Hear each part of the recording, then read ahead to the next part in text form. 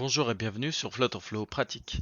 Aujourd'hui, on va faire une vidéo fondamentale, pas une vidéo rapide, pas une vidéo regarde ce que je clique, mais une vidéo pour comprendre comment Flutterflow fonctionne. Si vous êtes débutant et que vos widgets débordent, votre interface est bizarre, vous ne comprenez pas pourquoi ça s'aligne pas, cette vidéo est pour vous. Avant de parler widget, il faut comprendre une chose très importante. Flutterflow ne réfléchit pas comme un humain. Il réfléchit comme une structure. Flutterflow ne devine rien, il applique des règles très simples. On commence par un widget texte. Le texte a un seul rôle, afficher du texte à l'écran. Le widget texte ne décide pas où il se place, il s'affiche là où le parent lui dit de s'afficher. Si votre texte est mal placé, ce n'est presque jamais la faute du texte, c'est la faute du widget autour. Le texte, c'est passif, il obéit, tout simplement.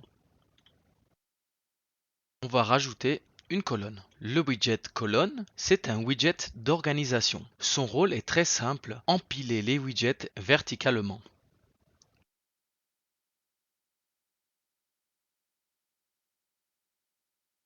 Comme ceci. Donc colonne au bas, tout simplement. Une colonne ne scrolle pas, elle prend simplement la place qu'on lui donne. Si votre contenu dépasse l'écran, la colonne ne sait pas quoi faire. Et c'est là que beaucoup de débutants pensent que Flutterflow bug alors qu'il applique juste la règle. Le widget row.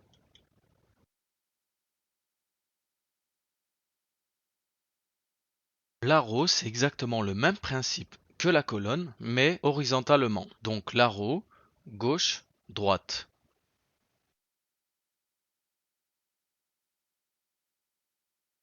Par contre, une row ne réduit pas automatiquement ses enfants. Si les widgets sont trop larges, ils débordent. Ce n'est pas une erreur, c'est le comportement normal, comme la colonne.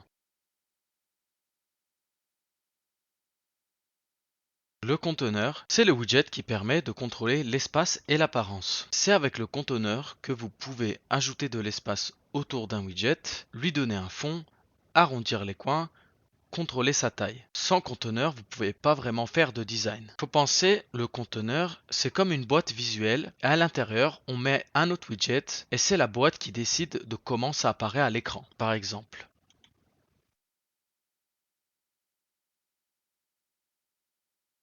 Le conteneur gère bien l'espace et la row est avec ses enfants est affichée seulement dans le conteneur. Si je viens agrandir le conteneur, tout va rester dans notre conteneur et les widgets enfants vont respecter sa taille.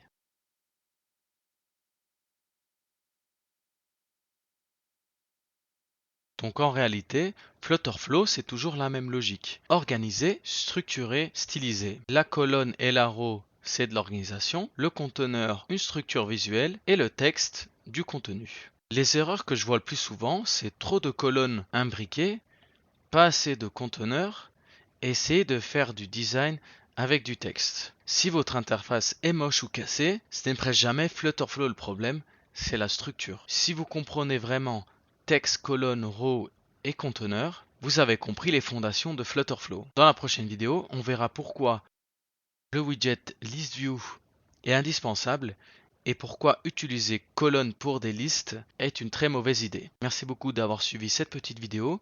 Si cette vidéo vous a aidé, pensez à vous abonner et à me dire en commentaire ce qui vous bloque le plus sur Flutterflow.